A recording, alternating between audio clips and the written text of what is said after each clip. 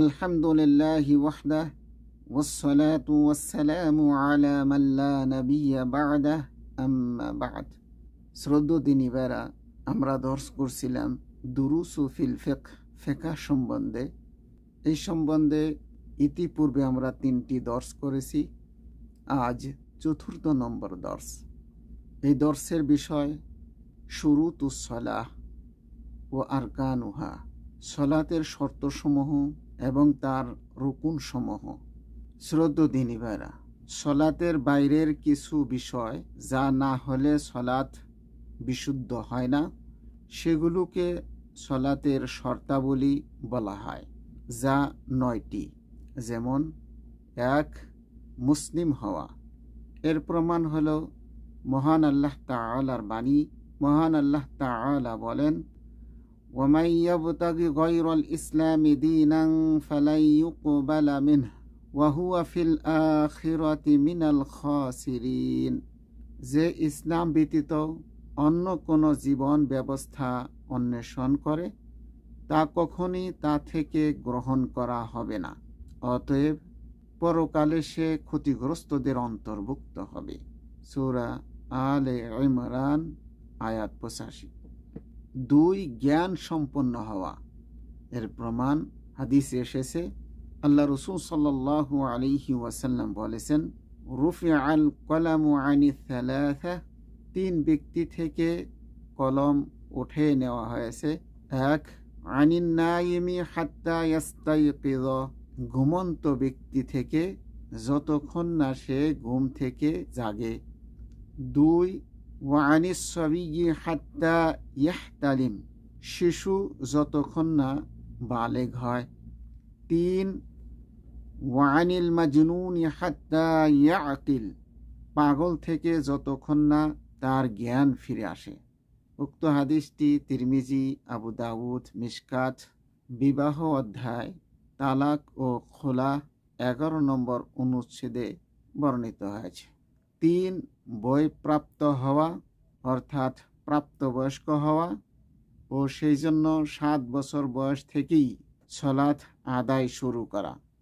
এই ব্যাপারে আহমদ, আবু দাউদ, তিরমিজি, মেশকাতে বর্ণিত হয়েছে। 4. শরীর, কাপড় ও স্থান পবিত্র হওয়া। এর প্রমাণ কুরআন ও হাদিসে বর্ণিত হয়েছে। সূরা মায়দা 6 নম্বর আয়াত, সূরা আরাফ 31 নম্বর আয়াত, সূরা মুদ্দাসির 4 নম্বর আয়াত। হাদিসে বর্ণিত হয়েছে মুসলিম, মিশকাত, আবু দাউদ, তিরমিজি ও দারিমিতে এর বর্ণনা এসেছে। 5. সতর ডাকা। সালাতের সময় পুরুষের জন্য 2 কাঁধ ও নাভি হতে হাঁটু পর্যন্ত এবং মহিলাদের জন্য 2 হাতের তালু ও চেহারা ব্যতীত মাথা হতে পায়ের তালু পর্যন্ত সর্বাঙ্গ সতর হিসাবে ঢাকা। এর প্রমাণ কোরআন ও বিভিন্ন হাদিসে এসেছে। এর বর্ণনা বিভিন্ন হাদিস গ্রন্থে এসেছে, যেমন ফিকহুস সুন্নাহ, বুখারী, মুসলিম, মিশকাত, আবু দাউদ, মাকতাবা ইবনে তাইমিয়া 3য় সংস্করণে এর বর্ণনা এসেছে। 6. সলাতের ওয়াক্ত হওয়া। এর বর্ণনা কোরআনে এসেছে। মহান আল্লাহ তাআলা বলেন, ইন্নাস সালাতা কানাত আলাল মুমিনিনা কিতাবাম মাওকুতা। নিশ্চয়ই নামাজ মুমিনের উপর নির্ধারিত সময় ফরজ। সূরা নিসা আয়াত 103। 7. উযু, গোসল ও তায়াম্মুমের মাধ্যমে পবিত্রতা অর্জন করা। এর বর্ণনা সূরা মায়দা 6 নম্বর আয়াতে এসেছে। 8. কিবলামুখী হওয়া। এর বর্ণনা কোরআনে এসেছে। মহান আল্লাহ তাআলা বলেন, ফাওয়াল্লি ওয়াজহাকা শাতরাল মাসজিদিল হারাম ওয়া হাইসু মা কুনতুম ফাওয়াল্লু ওয়ুজুহাকুম শাতরাহ। সুতরাং আপনার চেহারা ফেরান মসজিদুল হারামের দিকে এবং তোমরা যেখানেই থাকো তোমাদের চেহারা তার দিকেই ফিরাও।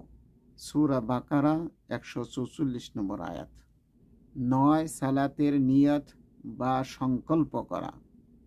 এর বর্ণনা হাদিস এসেছে, রাসূলুল্লাহ সাল্লাল্লাহু আলাইহি ওয়াসাল্লাম ইরশাদ করেন, ইন্নামাল আমালু বিন্নিয়াত ওয়া ইন্নামা লিকুল্লি ইমরিইম মা নাওয়া।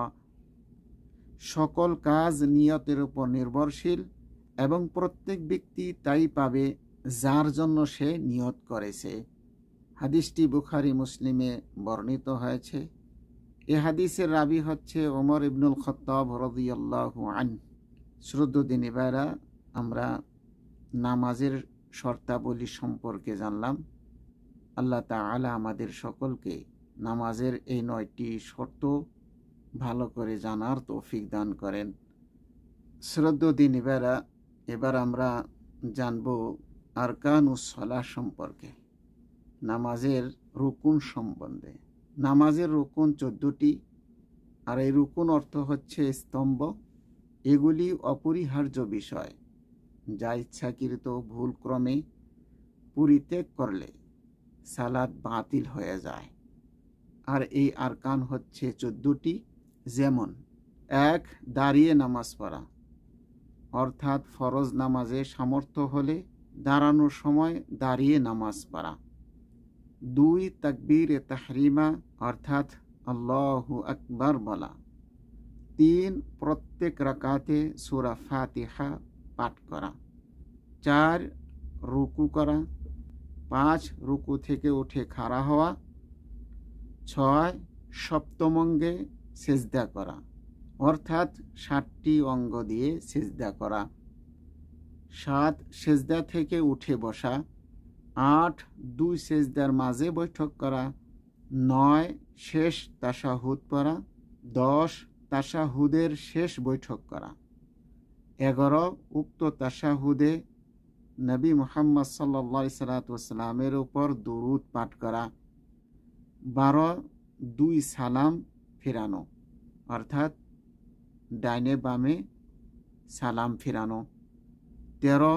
সমস্ত রুকুনে ধীরতা ও স্থিরতা করা, অর্থাৎ নামাজের রুকুন সমূহ খুব ধীর স্থিরভাবে আদায় করা। 14 আরকানগুলোর মাঝে তরতিব ও পর্যায়ক্রম বজায় রাখা, অর্থাৎ আরকানগুলো ধারাবাহিকভাবে আদায় করা। শ্রদ্ধেয় দিনী ভাইরা, আজ 4র্থ নম্বর দর্স আমরা শেষ করলাম। এই দর্সে সালাতের শর্তসমূহ এবং আরকানসমূহ আলোচনা করা হয়েছে, যা অত্যন্ত জরুরি। এই শর্ত ও আরকানসমূহের মধ্যে কোনো একটি যদি অসম্পূর্ণ থেকে যায় তাহলে নামাজ শুদ্ধ হবে না, নামাজ বাতিল হয়ে যাবে। সেই জন্য আমাদেরকে সালাতের যে শর্তসমূহ এবং আরকানসমূহ ভালোভাবে জানতে হবে। আল্লাহ তাআলা আমাদের সকলকে সালাতের শর্তসমূহ এবং আরকানসমূহ জানার তৌফিক দান করেন, বুঝার তৌফিক দান করেন। আমরা যেন এই মহান ইবাদত সঠিকভাবে সহি তরিকায়, অর্থাৎ নবী করিম সাল্লাল্লাহু আলাইহি ওয়াসাল্লাম যেভাবে আমাদেরকে নামাজ শিক্ষা দিয়েছেন সেইভাবে আমরা যেন নামাজ পড়তে পারি। আল্লাহ আমাদের সবাইকে তৌফিক দান করেন। আল্লাহ রাসূল সাল্লাল্লাহু আলাইহি ওয়াসাল্লাম যেভাবে নামাজ পড়েছেন আমরা সেইভাবেই নামাজ পড়ার চেষ্টা করব। আল্লাহ আমাদের সবাইকে তৌফিক দান করেন। আল্লাহুম্মা সাল্লি ওয়া সাল্লিম আলা নাবিয়িনা মুহাম্মদ।